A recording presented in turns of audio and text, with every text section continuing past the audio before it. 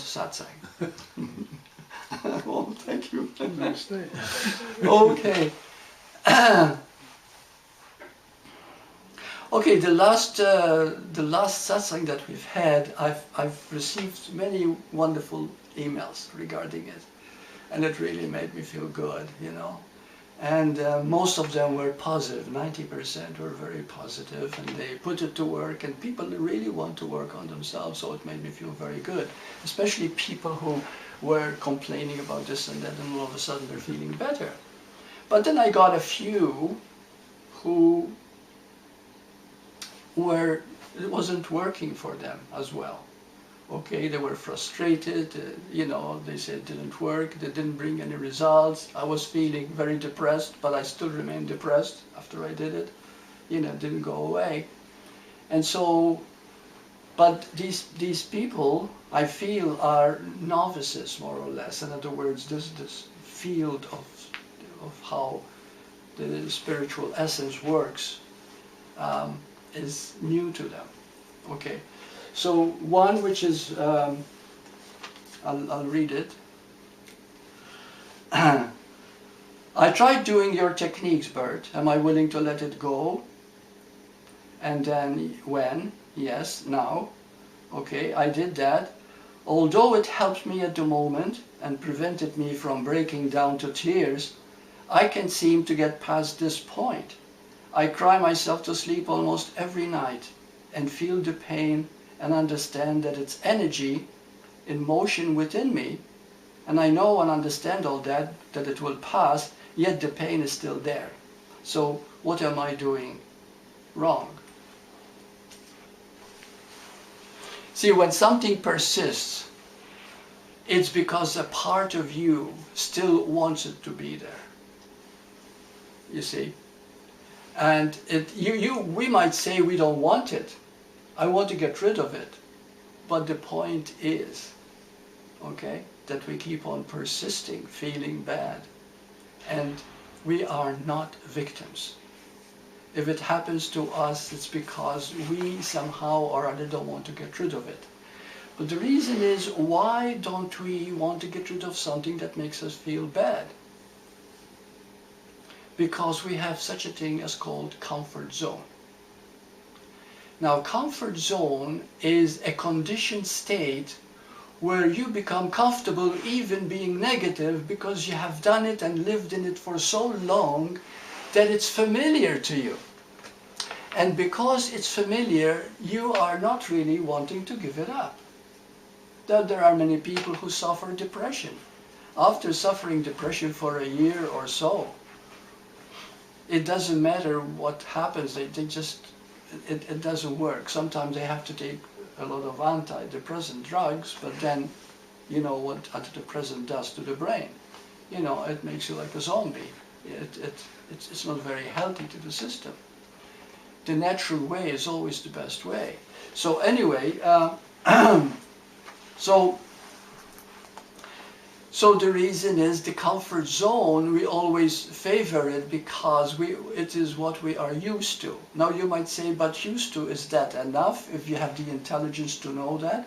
Well, yes, it is enough, because you see, there's another factor which we have to look at too. It goes into the subconscious. The subconscious accepts. The subconscious doesn't know the difference between right and wrong, good and bad. It doesn't know. It accepts whatever the mind gives it. So the moment it accepts it, okay, it produces chemicals in the brain. It produces certain energies in the body that the body actually suffers to get rid of certain things that it's been used to. It's just like a smoker, for example, the nicotine addiction, or drinker, for example, alcoholic, or a drug addict. These things become such a part of the person's that giving it up becomes almost like a monkey on your back, you know, like. So this is what comfort zone does, is that when you are caught in negativity for a long, long time, it's very difficult to actually give it up. But it can be.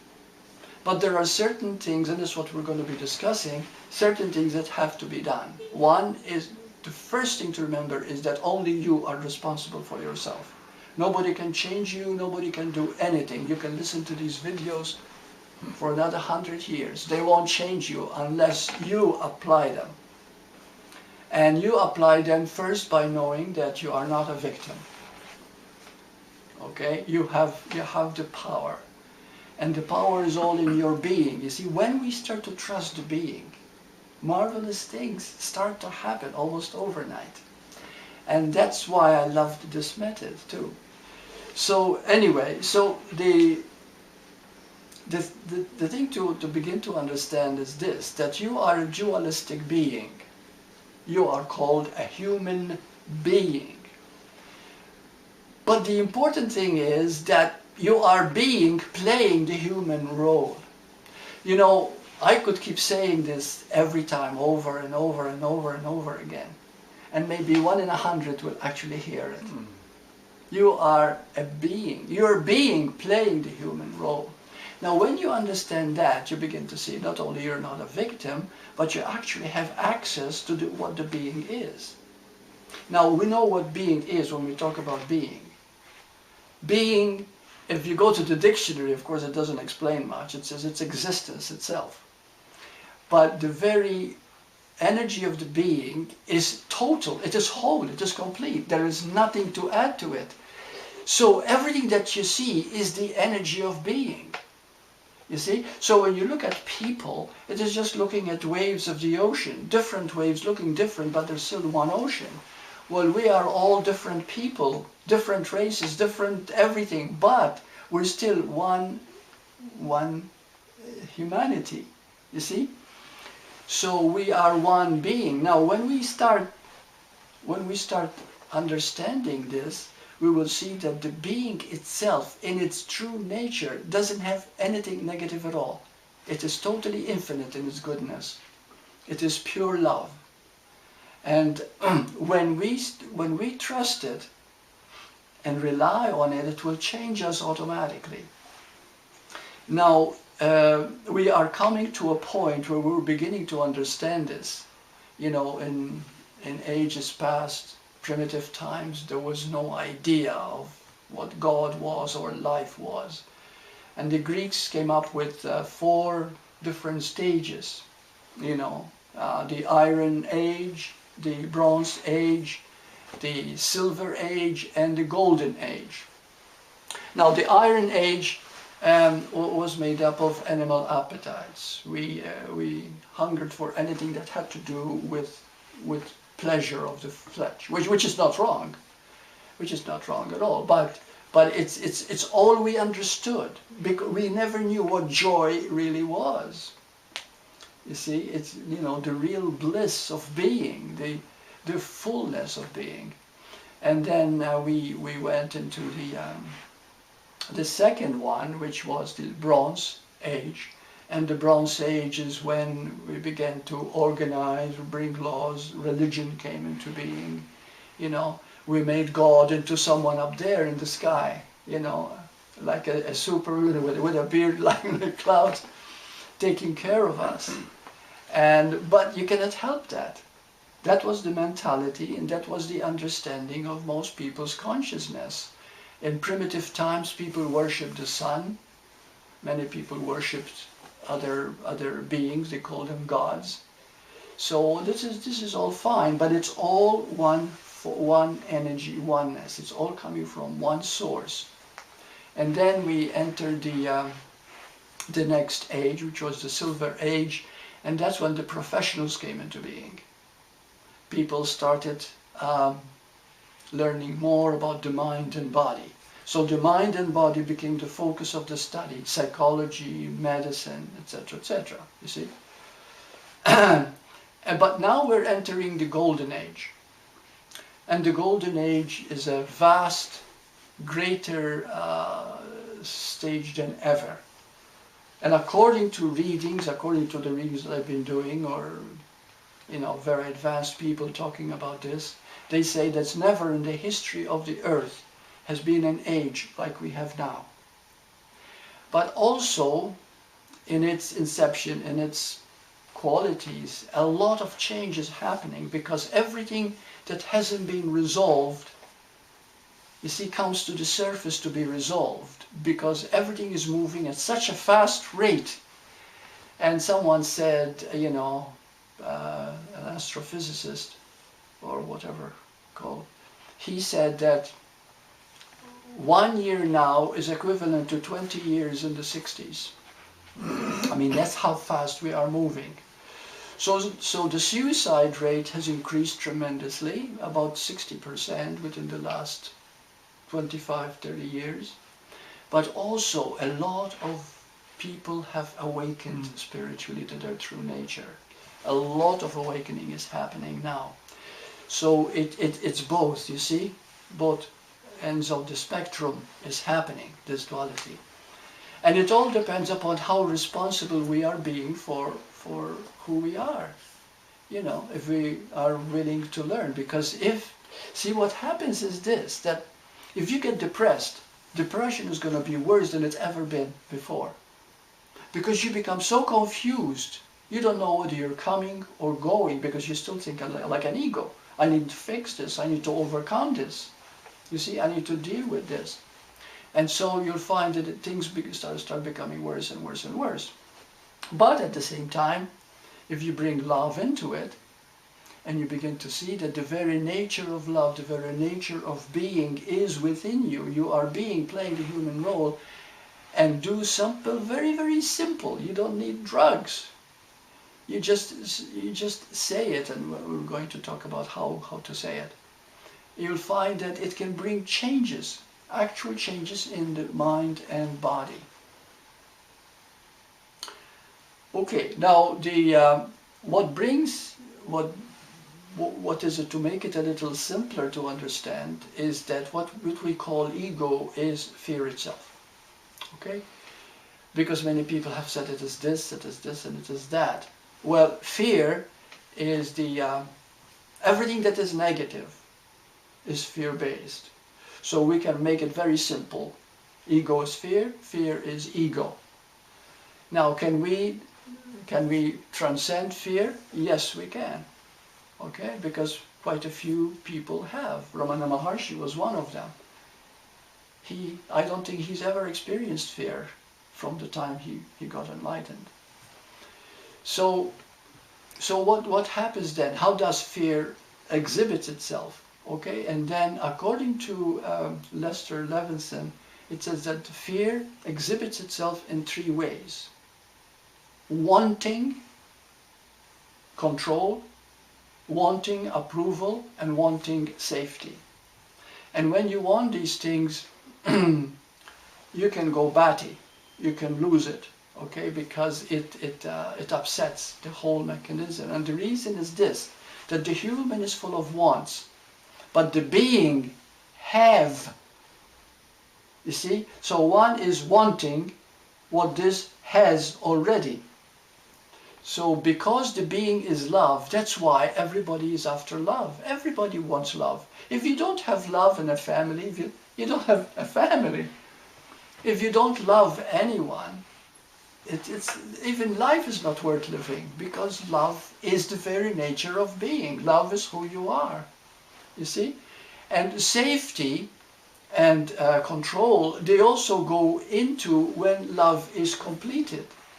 Because the very power, the greatest power there is love itself. So being is the power, you see? And safety, this is something that we're always looking for, safety, you know. One of the things that I got when I used to practice hypnotherapy, and most of my clients were women, and almost 90% of all the women, the one thing they often said is, I never feel safe. This is so common, you see, and this is very true. So the being that you are is safety itself. So we start to move from human into being slowly as we deal with every time we are not happy. Because happiness is the true nature of being, just like Bhagavan Ramana Maharshi said. Okay, and Lester Levinson said, happiness is the very nature of the being. So therefore, when and we see this in children, you know, a child, 1-year-old, you know, that's smiling, not for any reason, whatever, they're just joyous. They're just happy, you know.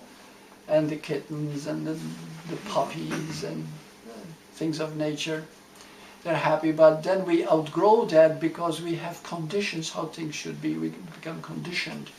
We become conditioned because we start seeking what we already are. You see? And as we start seeking what we already are, we defy and deny the very being we are. So it's the opposite. So this is where the Master Levinson, he came up with this, that we can work with love, and love everything. Love even the fear. Love even the ego, because the ego is fear itself. So, but if you say it's okay, you know, like you have no control over me, because you understand the dynamics, that love is the most powerful thing there is. Once we understand that, you see, then everything else is minor to it. And so we start to move into more and more trust in the love nature that we are. In that very love nature, then we overcome, you know, the negative. Okay? But unless we have that understanding that we are playing the human role, we will keep giving in to all the idiosyncrasies and conditioned beliefs and all the negativities and limitations that we've been conditioned to, because the comfort zone will always take over. You know, many people have asked, well, why, if we are already being and we are therefore realized being already, why is it that people don't live from that state? It's because they don't know it, because they still think they are limited beings. They still think that they are, you know, this is being, oh, something I'm going to get. You don't get being. You've never been anything else. But what is beautiful about body reading, that we have done the technique, is that it makes you transcend the body. And it is so beautiful. Now, some people have said that Burt said in Advaita, they say that you have to see the body as nothingness. So isn't body reading body consciousness? Makes you, or no, it's the opposite. Body consciousness is when you're conscious of yourself. Am I fat? Am I ugly? Am I loved? Do people like me? Am I dressed okay? In other words, this is what body consciousness does. Body awareness is an entirely different process. It is becoming aware that the body is energy. And the body is energy. Billions of cells are energy. And this energy is carrying everything, every feeling that you go through, every feeling, every emotion, every thought is in the body, comes into the body, from the mind into the body. And the body reflects everything that the mind is telling it. So, so then, when we have that basic understanding, we can easily begin to, by that very knowing, we can begin to change things. See? Because whatever we're giving, you see, for example, talk about feeling, you know, and did you know that emotional feeling is not real, is not reality? But pure feeling is pure awareness. So pure feeling is the very nature of us. We are. You see? And pure feeling means it's complete. I feel you being there, sitting there. I feel the camera. I feel me sitting here talking. I feel I exist. I feel I'm a presence. I feel I have a body. You see, I feel this energy. Okay, this pure feeling is that presence itself. Okay? Another thing many people say, but if you're aware of your awareness, isn't that a duality? You see? No, it isn't, because you see, awareness is self-recognizing, just like it is self-organizing. So this means that when you're aware, you think you, the ego, is being aware. But in truth, awareness is, you know, it's spread out among 7 billion humans on this earth. And they're all aware, but everyone says, yes, I'm aware. And they are right. But awareness is not theirs. Awareness is the being playing that role of them. But they think it is them, the body, the human. The human has no awareness itself, because it is nothing more than a semblance and an appearance of being. You see? And this is a hard one to understand. But the moment you do, you begin to see that even the body you have is a semblance of the being playing that role right now. And that is the beauty of love. How it has fragmented itself into so many levels of life, billions and billions of forms. I'm talking about animals, plants, human, you see? And it's all made up of this love. And but yet it's all one, because it's all vibrate and breathes, and it's all this energy. But when it lives in a limited form, then it begins to gather a certain form of limitation, and that limitation makes it think all the time that, oh, I am limited.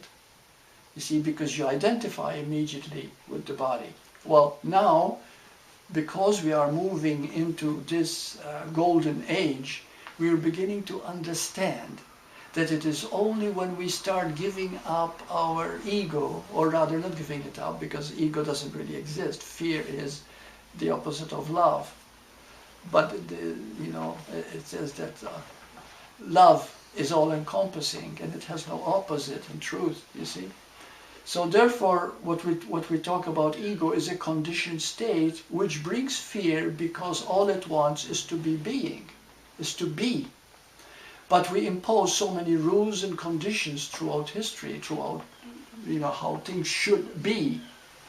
Every tradition, every religion, every nationality have their own ideas how things ought to be. But do you know that nothing need to be anyway? All you have to do is be. Do you know that if you were to trust completely the being,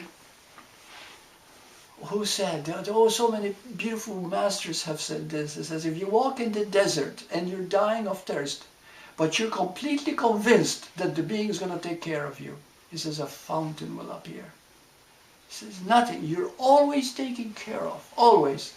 The power of being is incredible, but the slightest doubt or fear will block it, because they were no longer in alignment with the being, you see?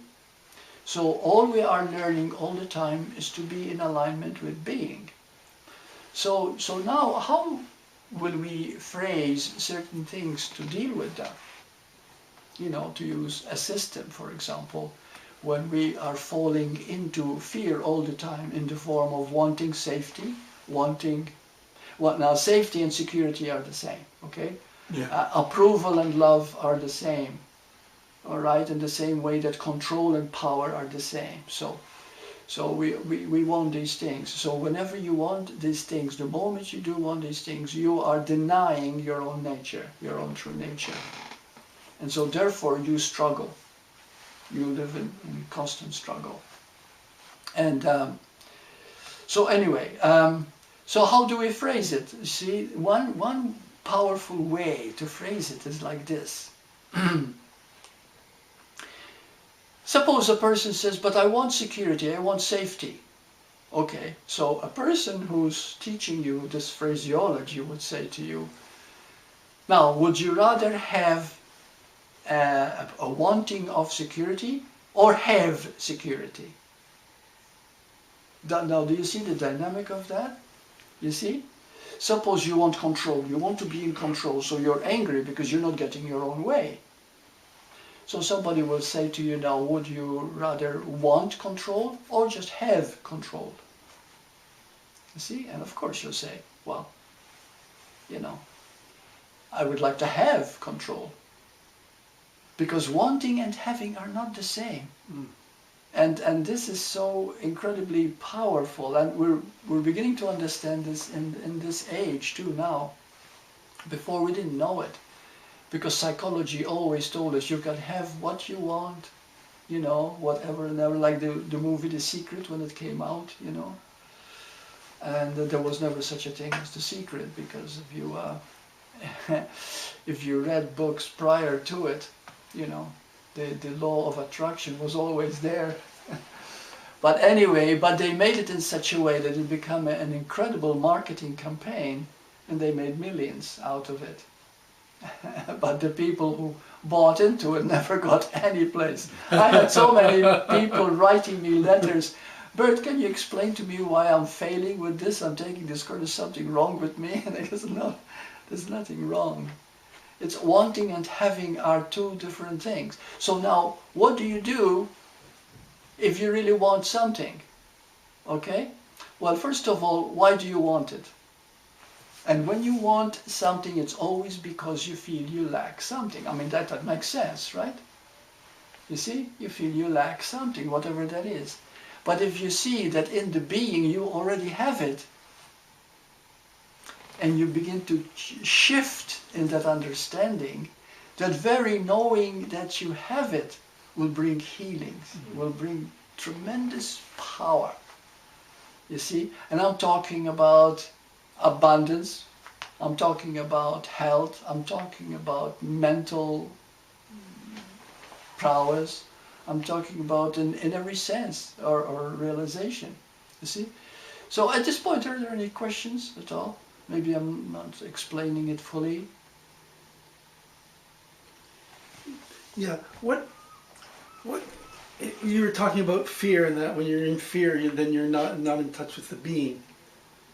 Something like that you said. Yeah. So what happens though when there's, let's say, a sense of peace that's by itself, and that spacious sense of peace. That's right. That presence. Yeah. That presence, and yet fears and doubts and that can still arise, it seems, but they don't have to, but the sense of the space and the peace can still persist. Yeah, as long, that's very, very good question. Yeah. But as long, yeah, they can still arise, but as long as you understand that your very nature is that equilibrium, right, okay, is that balance, yes, you see, and you resort back to that balance, because that balance, which is being, which is complete, yeah, right, which is the presence, and you keep trusting it and turning to it, then it doesn't matter whether fear arises, because the conditioning is embedded in our genetic system. It's our memory, you see. So it's bound to arise at one point or another if we've been hurt or if this has happened or whatever in our childhood.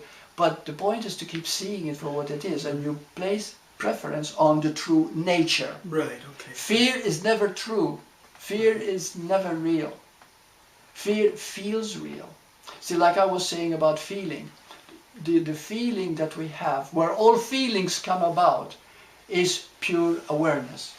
Pure awareness is presence, pure awareness is balance, pure awareness is being. From that comes thinking, thoughts. From thoughts come emotional feeling. Right. You see? Yeah. From emotional feeling come all the diseases known to mankind. Okay, so now what we need to do is resort back to the very nature, because emotions, negative thoughts and all these that produces the maladies are not real. What is real is the feeling, the pure feeling itself. So we go back to that pure feeling. And that pure feeling is presence. You are here. See, it's, yeah. Is not the ability for that negativity or fear to arise is by its very nature caused by the identification with the false self, if you might want to call it that. Yeah.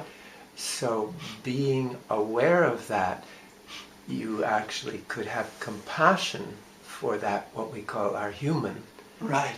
Because we're not going to purify the human. That will happen by awareness itself. But if we can see the human in their struggle, yes, with compassion, yes, yeah, then that organizing awareness will just slowly do a house cleaning. right, yeah. Is that right? And yes, yes, beautiful. You see, in this age that we're moving in, we're also learning a wonderful thing. Okay, and although I talked about being all the time and trusting being, but it's also loving the human. Right. Completely, completely. You see, now I mentioned it a little before, and I said love has to take over, loving everything, you see. But you see, when you love the human part of you, and you don't see it as inferior, but merely an expression of being, okay, then it loses its tangibility, it loses its solidity, but at the same time, it is still there, Right. you see. And it's a projection of the being. Now, as you walk, as you look in the mirror, as you do what you do, God is doing everything through me. Being is doing everything through me. The source is doing everything through me. You see, whatever you want to call it, it doesn't matter.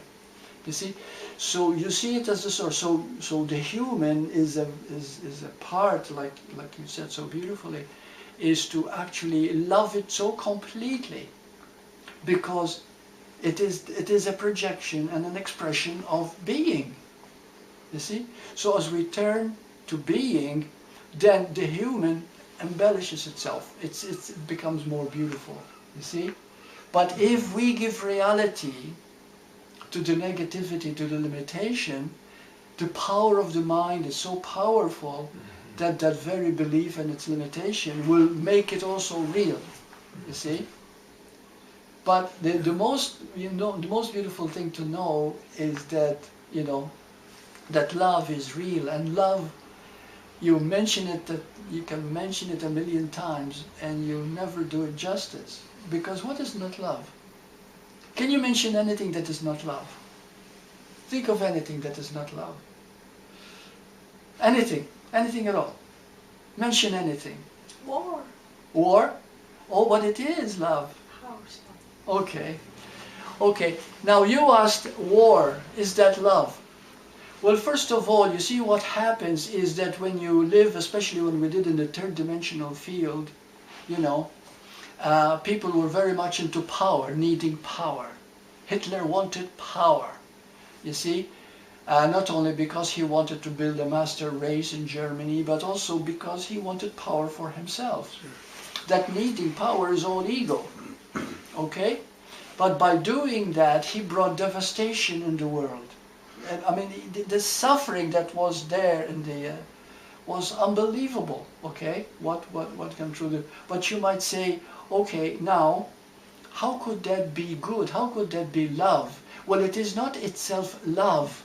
But you see, if you look at why he did what he did because he wanted to make his people a master race. You know the history of the war, right? In Germany. Okay, but they were starving, they were poor, and they felt the Jewish people were at fault, you see, for that. So he was in prison at the time, he wrote Mein Kampf. So he said, well, if I find a scapegoat, I will be able to rise in power and make it a better world for Germany, you see. So he used the Jews as a scapegoat, and he wanted to almost do such a crazy thing. But at the same time, you see, the whole concept, when people look at the Third World, Second World War, yeah. Thank God there's no Third World. Yeah. When they look at the Second World War, a lot of people have changed through it. They have learned so incredible lessons. As a matter of fact, it made us advance more, because every time there's a war, what do we learn from war? It doesn't work. Now, there was a time when an author wrote a book and it says the book was called The Art of War.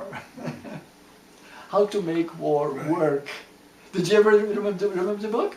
I remember the book. name.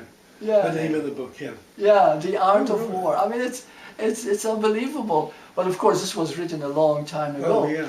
But now, that book is not only redundant, but people have learned something very precious. War, nobody wins. Even the winners, the conquerors, Yeah. nobody wins in war. War brings total destruction. So we have to look at the big picture. So how is it love? Because we couldn't help but create what was created out of this process of evolution. You see, when we talk about evolution here, this makes it very difficult, because if time and space do not really exist, does evolution exist? In the ultimate sense, no. In the ultimate sense, In the ultimate sense, but no, in right? the duality, yes. Right. So the human is in duality, and the being is in timeless essence. So in reality, nothing is happening. Yes. Or, See, this sounds very, very crazy. I mean, I was brought up in a war, you know, and thank you. Thank you. The in the same way that let me see if I can put this up, that fear is a call for love, and in that way is love itself, is serves love itself. Yes, yeah. Then war, in a larger sense, is that calling out for a lack of, but on a bigger basis. Would that also be true in Yes, that? yes, because large or small, the same rule applies. You see, it doesn't matter the size. Yeah. So in that sense as well, it is all love. It is a little like the devil knows not who he works for. Yeah. That thing. Yeah. Yeah, so we go back, look at duality, which is the human being, okay? And we live in duality now. But as we begin to realize that being is everything, we start to rely totally on the being, you know? Like every great master has totally relied on being. You know, this man was a physicist and engineer. What's his name? Leslie. oh, yes. Right. Levinson, yeah. Yeah, and he came to the point where he totally trusts being. And I just got his autobiography today, I just received it today. So I'm very happy about that. And it's called No Attachments and No Aversions, the autobiography of a master. And they said nothing could disturb him. He saw nothing wrong, nothing in anything. He was pure love. He just investigated himself too, didn't he? Yeah, That was it. He did. Yeah, he never. Because he had that heart attack in his 30s or 40s. Yeah, but he had his own teacher. You see, this is where we go. Everything is love. He had his own teacher, and his own teacher was a massive heart attack. Yeah. You see, and of course his body was all. There was nothing healthy about him. He was. He's 42 years of age, and he was completely sick. But there was something in him that wanted to learn why he was only given 3 weeks to live. And by investigating, he discovered that love was the cure. Yeah. You see, not being loved, but loving. Loving. Yes, this Loving. thing, isn't it? Yeah. You see, yeah. Bert, I have a question about what you referred to a little earlier about when you find yourself wanting something. Were you sort of saying that when you want something you should go back to realize deeper that you are already that, and thereby you don't go after whatever you want? Is that what you No, meant? then you will have whatever you wanted. Without, You see, without suppose striving, without striving without for it. having a goal for it. Without having a goal for it, right? Suppose you find yourself not happy most of the time, but you want to be happy. But then you develop a need for it, wanting happiness. Well, the moment you developed a wanting for happiness, then happiness keeps eluding you. You never get it. But then somebody says to you, let's say it's somebody who's realized something, so they say, well, your nature is happiness, but you cannot have what you already are, okay, because it's already there. But if you say, now, am I willing to give up my need for happiness to have happiness? Okay, so this is how we phrase it, you see? So, am I willing to give up wanting happiness to have happiness? Well, the moment you begin to say this and really mean it, you will find that have is always now, is always timeless, is always this moment, just like the child, just like the animal, the beautiful puppy and kitten. And you find that happiness is always there, and then all of a sudden you begin to feel actually good.